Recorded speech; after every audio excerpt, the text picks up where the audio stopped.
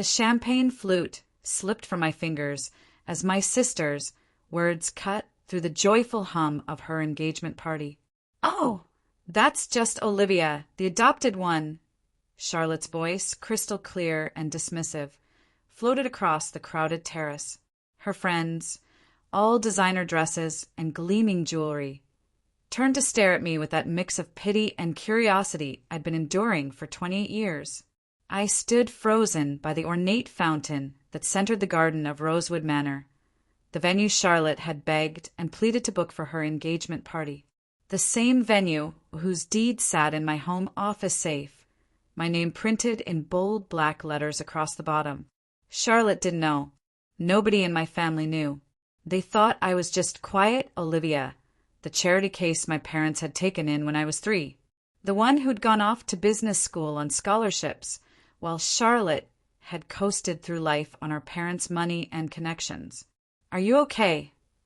Michael, one of the catering staff, appeared at my elbow with a towel, gesturing to the shattered glass at my feet. I'd known Michael for years. He was one of my employees, though tonight I was just another guest as far as everyone else was concerned. "I'm fine," I said, forcing a smile. "Just butterfingers." Michael's eyes held understanding. He was one of the few people who knew my secret. "Ms. Reynolds," he said quietly, "you don't have to stay if you don't want to." I straightened my shoulders. "It's fine. I've heard worse." And I had. Growing up as the adopted sister of Charlotte Reynolds had been an exercise in patience and resilience. When we were children, it was, "Olivia doesn't count, she's not really a Reynolds." As teenagers, it became, "Olivia's pretty for someone who's not really family." And now, at 33, Charlotte was still introducing me as the adopted one, as if those 3 words explained everything anyone needed to know about me. The irony wasn't lost on me. Charlotte had been desperate to hold her engagement party at Rosewood Manor. "It's the most exclusive venue in the city," she'd gushed to our parents over Sunday dinner 3 months ago. "Everyone who's anyone has their events there, but they're booked solid for 2 years. Daddy, can't you pull some strings?" Our father, ever indulgent, had made some calls, but even Richard Reynolds' considerable influence couldn't secure the venue. So when I casually mentioned that I might know someone who could help, Charlotte had nearly fallen over herself thanking me. For once, I was useful to her. Of course, I hadn't told her that the someone I knew was myself. 5 years ago, I'd purchased Rosewood Manor when it was on the verge of bankruptcy, pouring my savings and heart into restoring the historic property into the premier event venue it now was. It was my secret triumph, the thing that was mine alone. "Olivia." My mother's voice pulled me from my thoughts. Helen Reynolds, still elegantly beautiful at 62, waved me over to where she stood with Charlotte and her fiancé James. I picked my way through the crowd, accepting a fresh glass of champagne from a passing server. "There you are," my mother said, patting my arm affectionately. "Charlotte was just telling everyone about how you managed to get Rosewood Manor for her engagement party. What a miracle worker you are." Charlotte, resplendent in a pale pink designer dress that probably cost more than most people's monthly rent, beamed at me with the conditional affection she only showed when I was being useful. "Yes, my super-connected sister. I still don't know how you pulled it off when even Daddy couldn't." I took a sip of champagne before answering. I just asked nicely. James, Charlotte's fiancé, gave me a genuine smile. I liked James. He was one of the few people who treated me the same way he treated Charlotte. "Well, we're grateful. This place is amazing." "It really is," Charlotte agreed, looking around at the immaculate gardens, the elegant lighting, the historic manor house glowing warmly in the evening light. "I can't believe we got it. Melissa Harper had to settle for the Grand Hotel for her engagement party, and let me tell you, she is green with envy." My mother squeezed my arm. "Olivia always was good at making things happen behind the scenes. Our little fixer." I swallowed the familiar sting of those words. Always the supporting character in the story of the Reynolds family, never the protagonist. "I need to use the restroom," I said, extracting myself from the conversation. Inside the manor house, away from the party's noise, I leaned against the wall of the grand hallway and took a deep breath. The manor's interior was my special pride, every detail carefully chosen, from the restored hardwood floors to the custom chandeliers. The building had been nearly derelict when I bought it, the once grand family estate fallen into disrepair.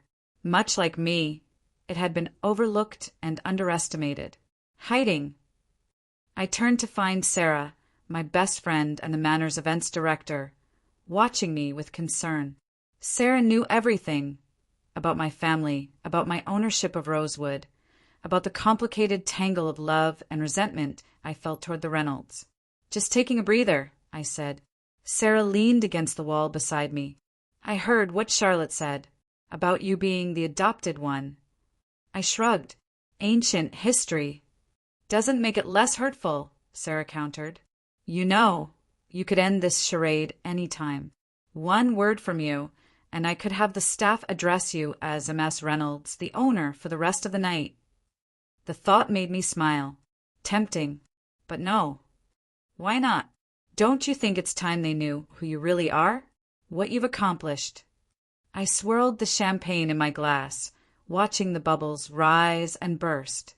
Maybe. But not tonight. Tonight's about Charlotte, as usual. Sarah snorted. "It's always about Charlotte. Or your parents. Never about you." "I'm used to it." "You shouldn't have to be." Sarah checked her watch. "I need to go check on the kitchen. The main course goes out in 20 minutes. You gonna be okay?" I nodded. "Always am." As Sarah walked away, I heard voices from the library across the hall, Charlotte's voice and those of her friends. So she's fully adopted? Not like a half-sister or stepsister? One of her friends was asking. "No relation at all," Charlotte replied.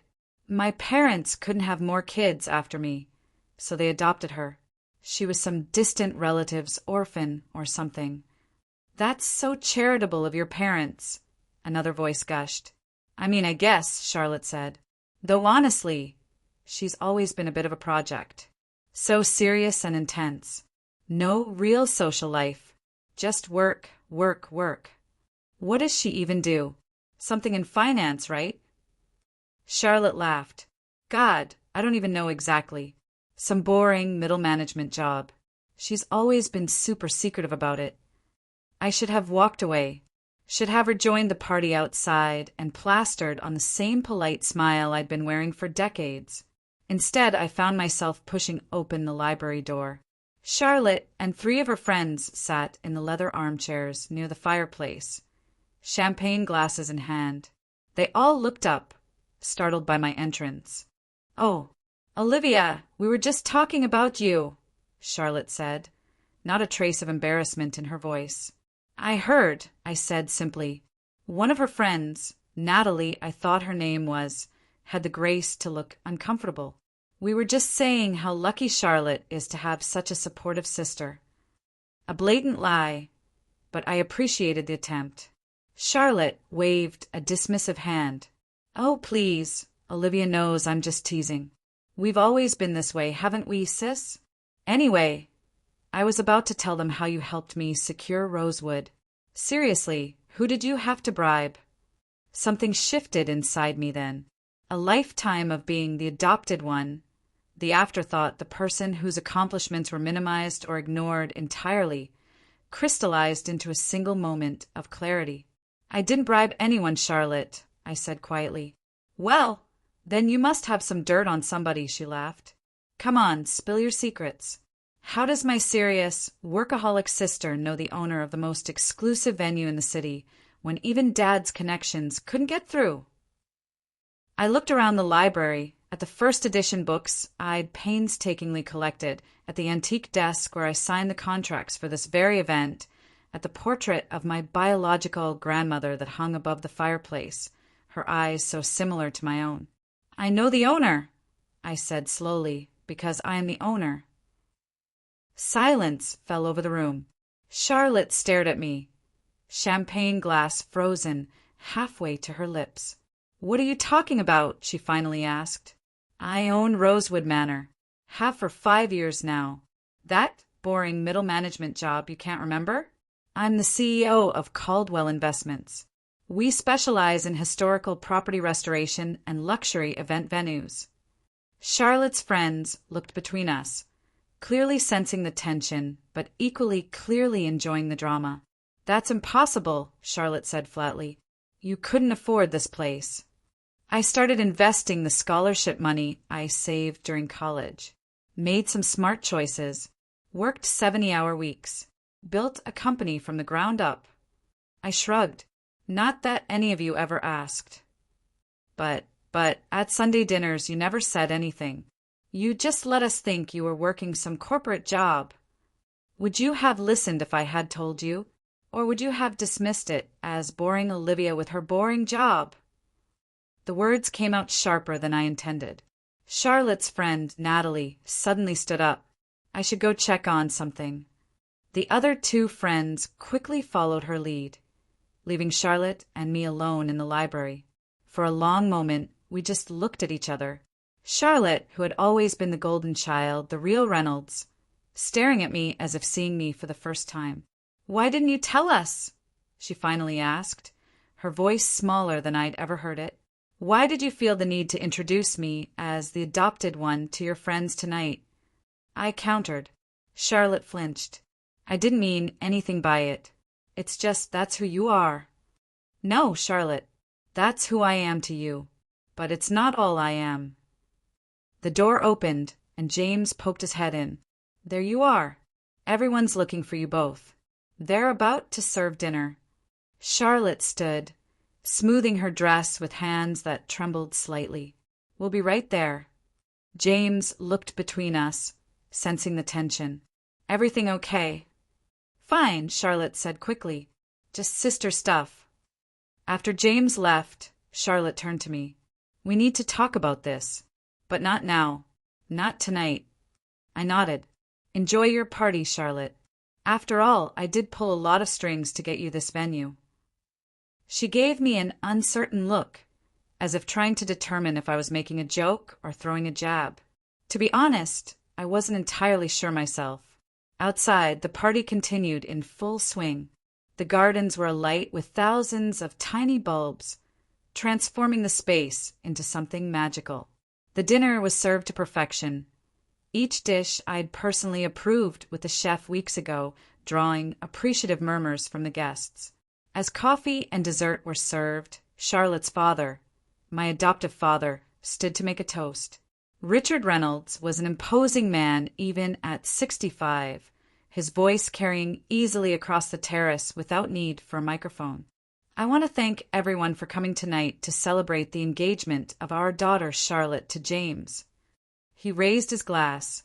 And I want to give special thanks to our Olivia, who somehow managed to secure this magnificent venue when all my connections failed me.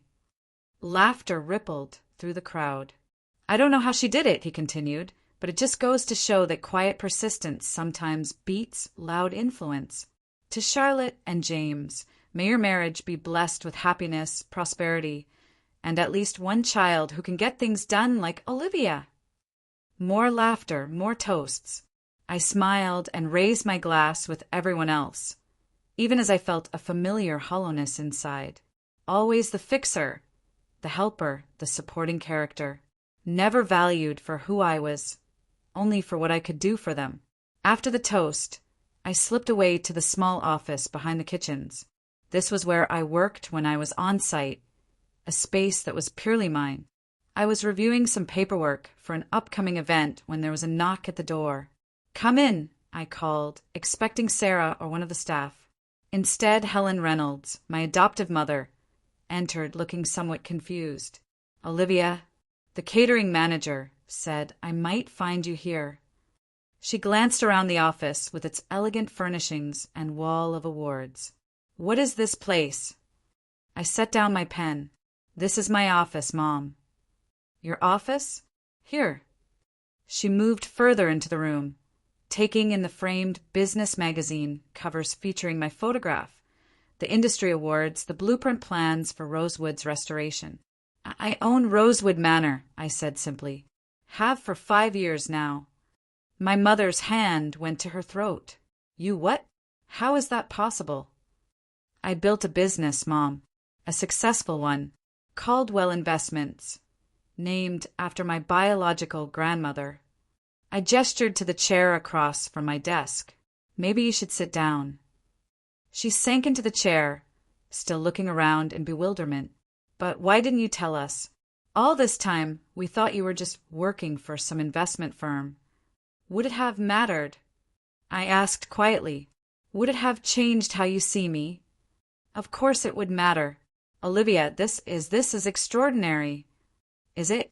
Because for years I've accomplished things, reached milestones, and it's always been overshadowed by whatever Charlotte was doing. When I graduated with honors from business school, the dinner conversation was about Charlotte's new boyfriend. When I got my first major investment deal, everyone was focused on Charlotte's promotion at her part-time job. My mother looked stricken. We've always been proud of you, Olivia. I know you love me, Mom, but you've never really seen me. Not completely. I've always been the adopted one. The outsider. That's not true, she protested, but her eyes betrayed her uncertainty. Tonight, Charlotte introduced me to her friends as the adopted one.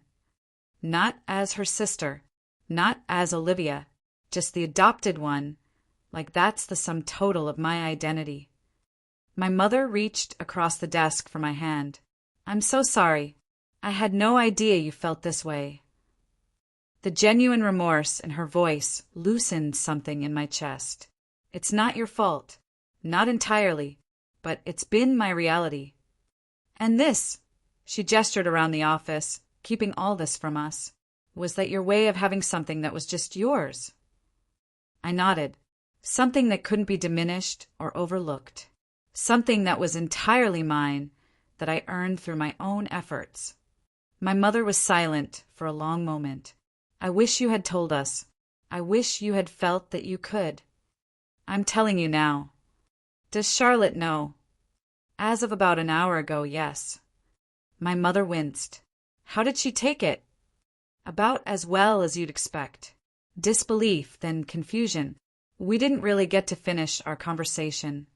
The door opened again, and Sarah poked her head in. Sorry to interrupt, but the Harper party is trying to add a last-minute change to their contract for next weekend, and I wanted to get your approval before. She stopped, noticing my mother. Oh, I'm sorry. I didn't realize you were in a meeting. It's fine, Sarah, I said. This is my mother, Helen Reynolds. Mom, this is Sarah Chen, Rosewood's events director, and my right hand. Sarah stepped fully into the office, extending her hand. Mrs. Reynolds, it's a pleasure to finally meet you. Olivia speaks of you often. My mother shook Sarah's hand, still looking somewhat dazed. Likewise, though I'm afraid I'm just now learning about all this. Sarah shot me a look that clearly said, finally, before turning back to my mother with a warm smile. Well, Olivia is quite modest about her accomplishments. But I can tell you that she's transformed Rosewood from a crumbling estate into the most sought-after venue in 3 states. She's brilliant. The pride in Sarah's voice was unmistakable, and it brought an unexpected lump to my throat. This was what it felt like to be truly seen, truly appreciated for who I was and what I'd done. My mother looked between us, something shifting in her expression. Yes, she said slowly. Yes, she always has been. After Sarah excused herself, promising to handle the Harper contract herself, my mother turned back to me. I think we, your father and I, owe you an apology, Olivia. A big one. I shook my head. I don't want apologies. I just want to be seen. We see you now, she said softly. I see you, and I'm so proud of what I'm seeing. For the first time that evening, I felt something loosen in my chest.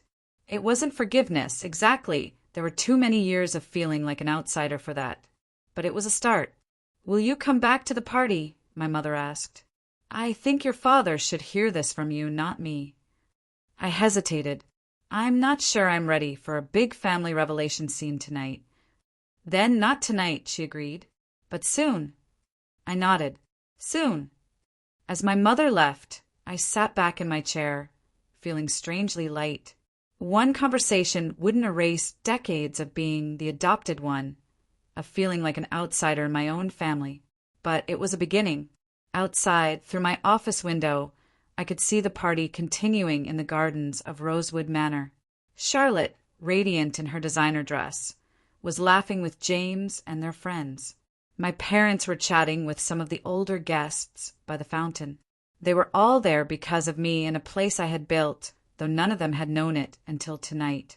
For years, I'd kept my success hidden, letting them continue to see me as just quiet Olivia. But somewhere along the way, that silence had stopped protecting me and started imprisoning me instead. The truth was out now, at least partially. Charlotte knew. My mother knew. Soon, everyone would know. I wasn't just the adopted one anymore. I was Olivia Reynolds, owner of Rosewood Manor and CEO of Caldwell Investments.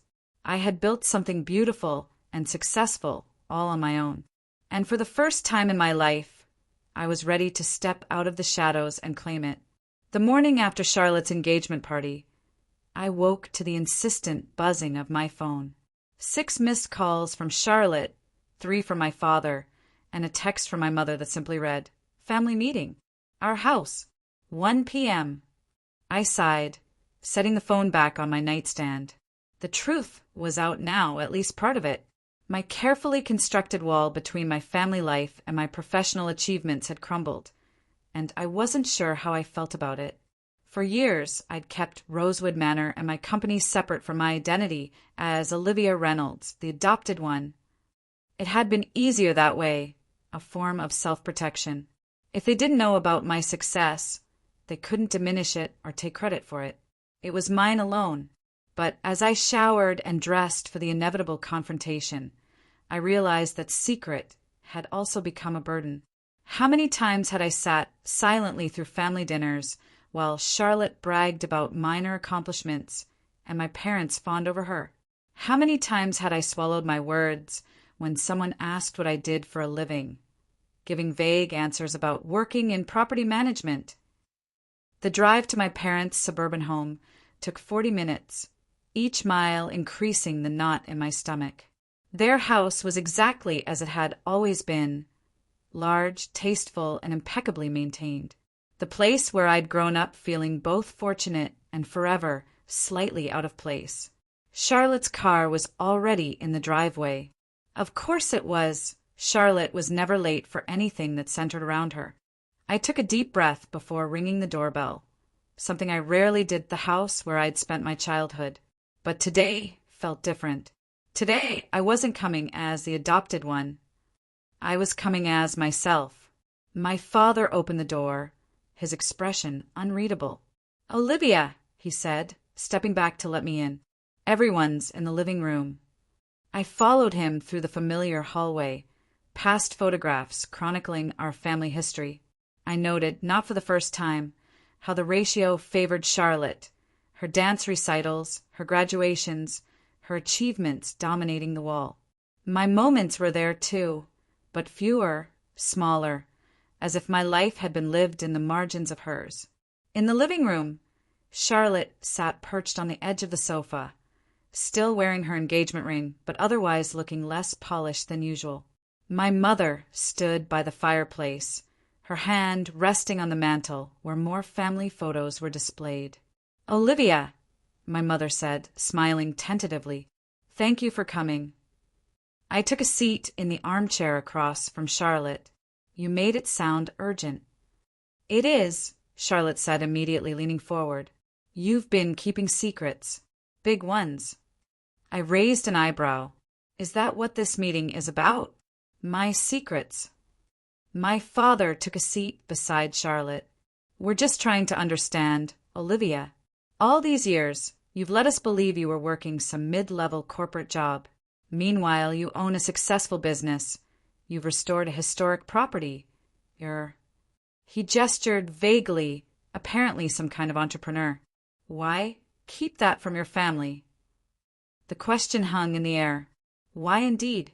The truth was complicated. layered with years of feeling secondary, of having my achievements overlooked in favor of Charlotte's mediocrity. It wasn't a deliberate deception, I said finally. At first, when I started the company, it was small. Just me, working out of a tiny office, investing in minor properties. Nothing worth mentioning. And later, my mother prompted, when it became successful. I looked at her, remembering our conversation from the night before. By then, the pattern was set. Whenever I did mention work accomplishments, the conversation would quickly shift to Charlotte's latest news. Or you'd nod politely and change the subject. After a while, it seemed easier not to try. Charlotte made a scoffing sound. That's not fair. We always listen to you. Did you? I turned to her. When I told you I'd gotten my first major investment deal, what did you say? Charlotte blinked. I don't remember. It was years ago. You said, that's nice, Liv, but guess what? I got asked out by Ryan Matthews. I smiled without humor. Ryan Matthews, who you dated for approximately 3 weeks before deciding he was too boring. That's not. At my MBA graduation, I continued, Mom and Dad took us all out to dinner. I'd graduated top of my class. I'd already secured funding for my first business venture. Do you remember what we talked about that entire dinner? My father shifted uncomfortably. Olivia, that was a long time ago. We talked about Charlotte's new apartment for 2 hours. My graduation dinner became a discussion about Charlotte's backsplash tile choices. My mother's face had fallen. I didn't realize we didn't mean to. I know you didn't, I said, softening my tone. It wasn't malicious. It was just the way things were. Charlotte was the real Reynolds. I was the adopted one. Charlotte stood abruptly. That's not fair. We never treated you differently because you were adopted. I looked at her steadily. Last night, you introduced me to your friends as the adopted one. Not as your sister. Not even as Olivia. Just the adopted one. I was just explaining who you were. And the most important thing about me, the thing that defined me to your friends, was that I was adopted. Charlotte's mouth opened, then closed. She sat back down heavily. My father cleared his throat. Olivia, I think what we're all struggling with here is not just that you kept your success from us, but what that says about how you view your place in this family. I considered his words carefully before responding. I've always known you love me. Both of you, I said, looking at my parents. You gave me a home when I had none. You provided for me, educated me, treated me with kindness. But there's a difference between being loved and being seen. The room fell silent as my words sank in. I never felt like I truly belonged, I continued quietly. I was always the outsider, the one who had to be explained. This is Olivia, she's adopted.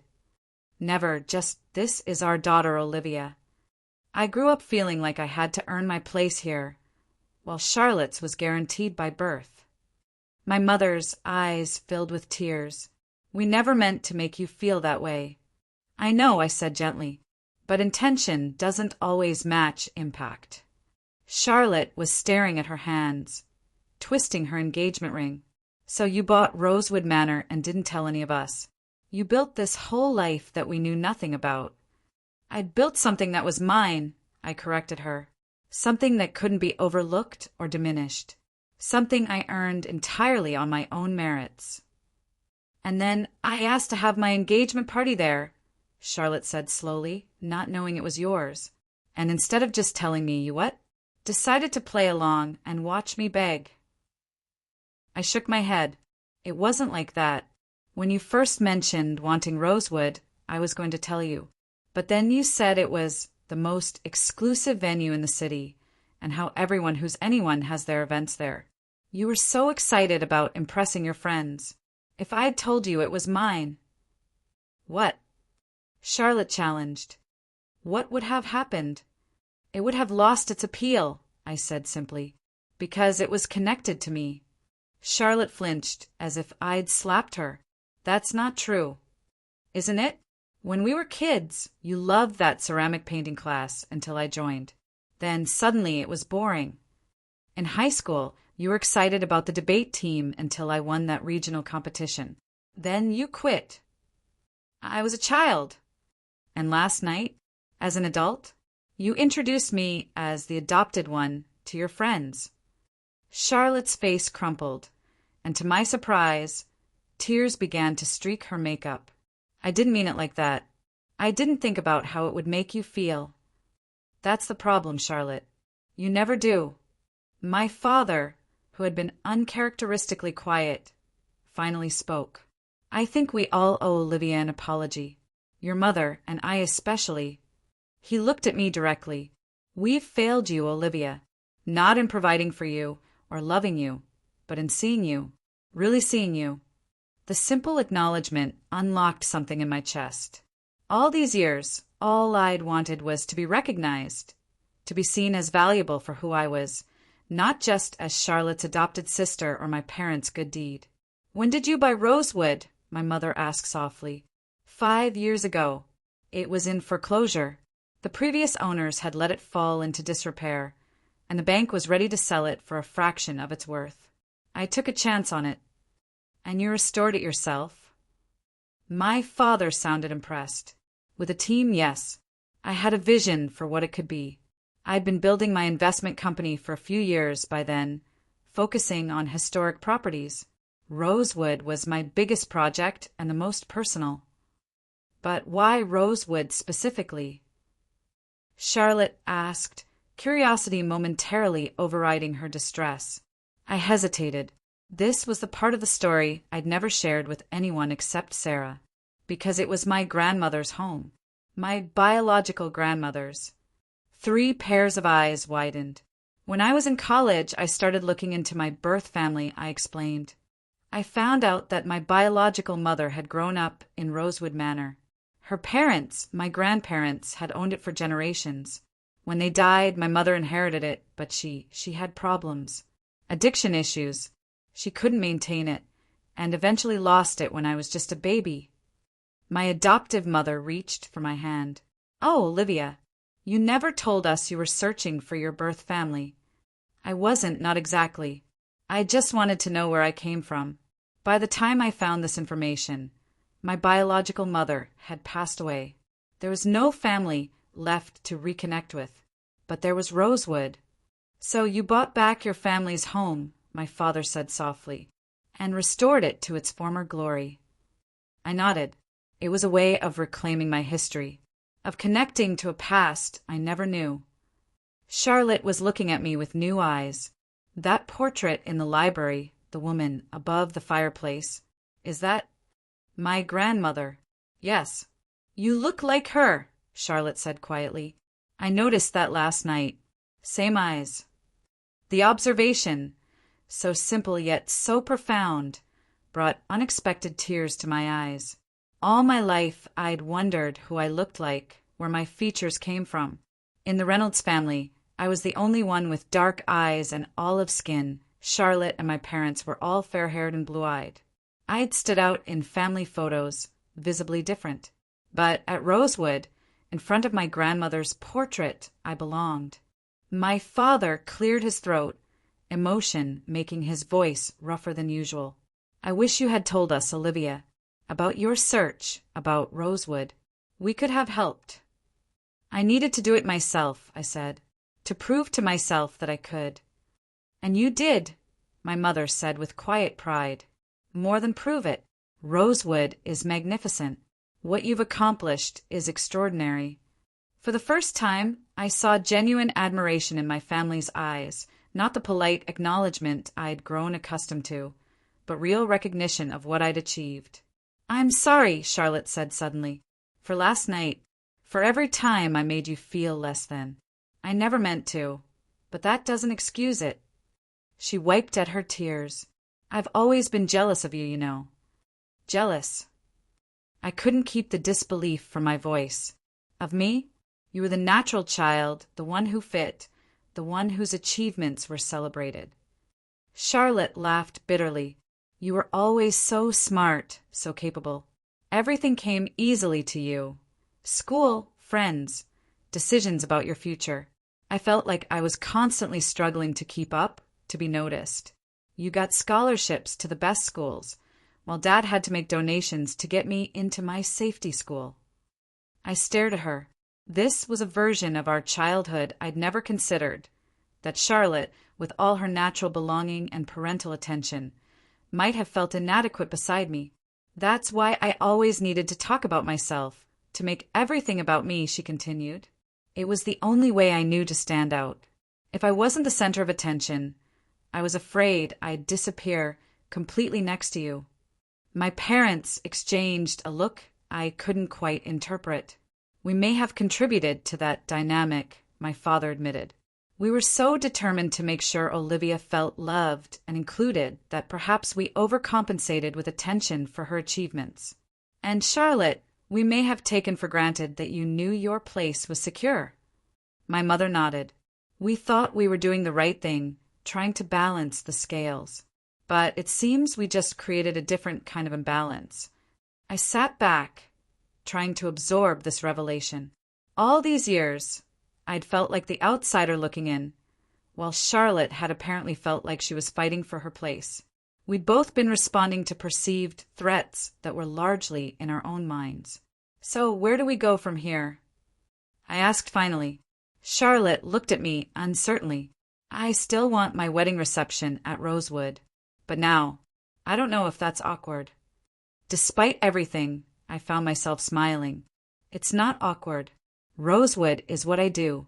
It's a business and a good one. And honestly, I'd be proud to host your wedding. Really? Even after? Even after, I affirmed. But this time, no more secrets. No more pretending. You'll be working with me, the owner, not some mysterious connection I fabricated. Charlotte laughed shakily. Deal. She hesitated, then added, and I promise I'll introduce you properly from now on. As my sister. Just my sister. It wasn't a total fix. Decades of feeling like an outsider wouldn't be erased by one conversation. But it was a beginning, an acknowledgement of hurt on both sides and a commitment to do better. My phone buzzed with a text from Sarah. Crisis at Rosewood. Pipe burst in West Wing bathroom. Under control, but need your sign-off on repair estimate. Sorry to interrupt family drama. I stood. I need to go. Work emergency. My father nodded. Of course. Your business needs you. The simple acknowledgement that I had responsibilities, important ones, that my work mattered, meant more than he could know. We'll talk more, my mother said, walking me to the door. There's so much about your life we need to catch up on. At the door, she hugged me tightly. I'm so proud of you, Olivia. Not just for what you've built, but for having the courage to build it on your own, even when we didn't see what you needed from us. Thanks, Mom, I whispered, the words catching in my throat. As I drove to Rosewood to deal with the burst pipe, I felt lighter than I had in years. The weight of secrecy, of feeling unseen, had been partially lifted. There was still work to do. In my family relationships, in my own ability to be vulnerable, in Charlotte's awareness of how her words and actions affected others. But for the first time, I felt like we might actually do that work together. Rosewood Manor came into view as I rounded the last curve in the long driveway. The grand old house, with its elegant stone facade and expansive gardens, stood proudly against the blue sky. My house, my legacy, both the one I'd reclaimed from my birth family and the one I'd built with my own hands. Inside, Sarah was waiting with the plumber and the repair estimate. As I reviewed the documents, signing where needed and making decisions about waterproofing and preventative measures, I was aware of Sarah watching me. So, she asked when we were alone, how did it go with the family? I considered the question. Better than expected. Painful but necessary. It turns out we've all been operating under some false assumptions for years. Sarah nodded sagely. Families usually are. Did they freak out about Rosewood? They were shocked, but also proud. The words still felt strange in my mouth. They actually seemed proud of what I've built. As they should be, Sarah said firmly. So what now? Does this mean they'll be around more often? Should I expect regular visits from Mama and Papa Reynolds? I laughed. God, I hope not. But maybe occasionally. We're working on it. And Charlotte? Still having her wedding reception here. Yes, though now she'll be dealing directly with me, not with you pretending to be the intermediary between us and some fictional owner. Sarah grinned. Shame. I enjoyed playing that role. I had my let me speak to the manager voice all perfected. We walked through the manor, checking on the water damage and discussing repair timelines. As we passed the library, I paused, looking in at my grandmother's portrait above the fireplace. You know, I said to Sarah, for years I kept this place separate from my family because I wanted something that was just mine, something they couldn't diminish or overlook. But I'm starting to think that by keeping these worlds apart, I've been diminishing myself. Sarah considered this. Or maybe you just needed time to build your strength here, on your own terms, before you could bring those worlds together. Maybe. I studied my grandmother's face, her dark eyes so like my own. Either way, I think it's time to stop hiding, to be fully myself in all areas of my life. About time, Sarah said with a smile. The world deserves to see the real Olivia Reynolds. 2 months later, I stood in the grand ballroom of Rosewood Manor, overseeing the final preparations for Charlotte and James's wedding reception. The ceremony had been held in a nearby church, but the celebration, dinner, dancing, speeches would be here in the home my birth family had built and that I had restored. Sarah approached with a tablet in hand. Final checks, all complete. Catering is on schedule. Band is set up. Flowers are perfect. Anything else before the guests arrive? I shook my head. Everything's perfect. And it was. The ballroom glowed with soft lighting, round tables draped in ivory linens surrounding a gleaming dance floor. Floral arrangements in Charlotte's, chosen colors of blush and gold adorned each table, and a string quartet played softly in the corner. I'd handled every detail personally, from the menu selection to the lighting design. Not because I didn't trust my staff, they were the best in the business, but because this was important. This was my family. Our relationship was still a work in progress. There were awkward moments, old habits that died hard. Charlotte sometimes still dominated conversations, though she caught herself more often now, making space for others to speak. My parents sometimes still treated my accomplishments with surprised delight, as if they couldn't quite believe what I was capable of. And I was learning to be more open, to share my thoughts and achievements rather than holding them close. But we were trying. All of us. The first guests began to arrive, and I positioned myself near the entrance alongside my parents to greet them. No more hovering in the background. No more pretending to be just another guest. Tonight, I was both family and host, and I was proud to be both. Olivia, this is magnificent, my father said, surveying the ballroom. You've outdone yourself. It's what we do, I said simply. Rosewood specializes in perfection. Charlotte and James arrived to applause, Charlotte radiant in her wedding gown. She spotted me immediately and broke away from her new husband to embrace me. Thank you, she whispered. It's more beautiful than I could have imagined. I squeezed her back. Only the best for my sister. She pulled back, her eyes suspiciously bright. Just sister? Not the biological one. I laughed. Just sister. As the evening progressed, I moved through the crowd, at home in both my roles, professional and personal. I oversaw the dinner service, consulted with the band about the timing for the first dance, directed the photographer to the best angles.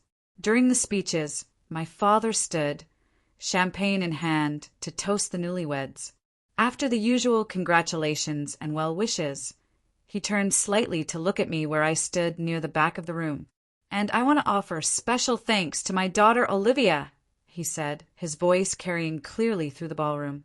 Not just for providing this extraordinary venue, which she owns and operates as part of her successful business, something we're immensely proud of, but for showing us all what grace and forgiveness look like.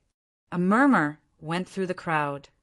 Some of the guests knew our family history, while others were just learning about my connection to Rosewood. Families aren't always perfect, my father continued. Sometimes we miss things, overlook things that should have been celebrated.